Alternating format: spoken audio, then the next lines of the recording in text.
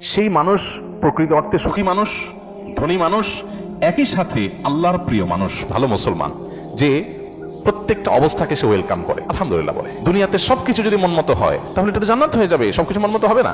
অনেকে দেখবেন অমুকে আমার সাথে এটা কিভাবে করলো, কিভাবে এটা বলতে পারলো, এই কথাটা সে কেমনে বলতে পারলো, আমি মেলাতে পারতেছি না। কেন এটা আশ্চর্যের কি আছে? চামড়ার ঠোঁট দিয়ে সবই বলা যায়, বলছে বোঝেন, এটা তো আমি আশা করি না। তা আপনি যা আশা করবেন সব মন মতোই যদি হয় তাহলে জান্নাত হয়ে যাবে। আপনার আশার বিপরীত কিছু হবে দেখি তো দুনিয়া। না না, সে কিভাবে এটা আমারে বলতে পারলো, আমার মাথায় ঢুকতেছে না, কেমনে এটা বলতে পারলো। আরে কেমনে বলতে পারলো, আমি তো বলতে পারবো আপনাকে, কোনো ব্যাপার না তো। সবকিছুকে ইজিলি নেওয়া, এটা হলো মানুষের দুঃখ দুর্দশা দূরের প্রধান মাধ্যম, প্রধান উপায়। কোন প্রকার বিপদ আপদ হলে আমরা ধৈর্য ধারণ করতে পারি না। ভাই সবরটা কখন করবেন? তাহলে আপনার মনের বিরুদ্ধে হবে, চাওয়ার বিরুদ্ধে হবে, আশা যা করছেন তার উল্টাটা হবে। আপনার সাথে পড়ালেখা করে অনেক ভালো আছে, আপনি সাথে থাকবেন না, এখানে তো সবর, এখানে তো সবরের প্রশ্ন আসবে। সবরটা কোথায় করবেন তাহলে? সবই যদি মন মতো হয়। বহু মানুষ আছে যে দুনিয়াতে তাদের সবকিছু চাই, সবকিছু চাই বাস, আর অন্যের সাথে কম্পেয়ার করা এবং অন্যের কাছে আশা করা। সকল অশান্তির দুইটা মূল আছে, আরেকজনের সাথে নিজেকে তুলনা করা, আরেকটা হলো আরেকজনের কাছে কি করা, আশা করা। মানুষের কাছে এত বেশি আশা করা উচিত না।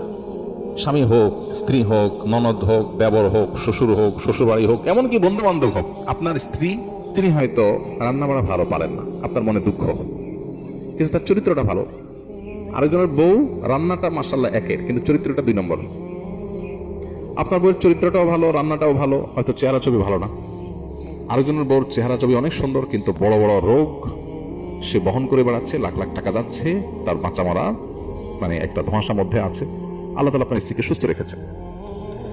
একইভাবে মেয়েরা যদি পুরুষদের দিকে তাকায় দেখেন, আমার স্বামীটা অমানুষ, সে একটা ফোন করে না, একটা মেসেজ দেয় না, একটা খোঁজ খবর নেয় না, আমি মনটা খারাপ করে বসে আছি। আরে ভাই, আপনার স্বামীটা নেশাখোর? কোনো নেশা করেন, আলহামদুলিল্লাহ করেন। অনেকের স্বামী নেশাখোর, স্বামী অনেক খোঁজ খবর নেয়, অনেক কেয়ারি, কিন্তু নেশাখোর। আবার অনেকের স্বামী সব দিক থেকে ভালো আছে, কিন্তু তার ক্যান্সার 4th স্টেজ হয়ে গেছে, যে কোনো মুহূর্তে মারা যাবে। আল্লাহ আপনার স্বামীকে সুস্থ রেখেছেন। আপনার স্বামীর খুব বেশি উপার্জন নাই, আলহামদুলিল্লাহ উপার্জন নাই, কিন্তু আল্লাহ তাআলা অনেক দিক থেকে তাকে ভালো রেখেছেন, অ্যাডভান্টেজ আছে। একজন ইমানদার সে সবসময় পজিটিভ জিনিসগুলো দেখবে।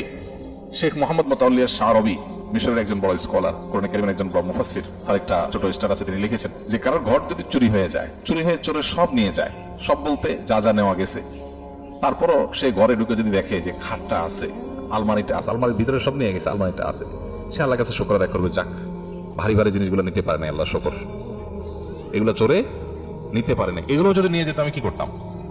যাক আলহামদুলিল্লাহ, চোরে নিচে দেখে কিছু গেছে, কিছু আছে, যদি আগুন লেগে পড়ে যেত তো সব ছাই হয়ে যেত। আপনি বিপদে আলহামদুলিল্লাহ কেন বলবেন, তার সায়েন্সটা এখানে। আপনি বাইক অ্যাক্সিডেন্টে পড়ে গেছেন, দেখতেছেন ঠ্যাং একটা নাই, এটা আলাদা হয়ে গেছে, ওই অবস্থায় আপনি কিভাবে আলহামদুলিল্লাহ বলবেন?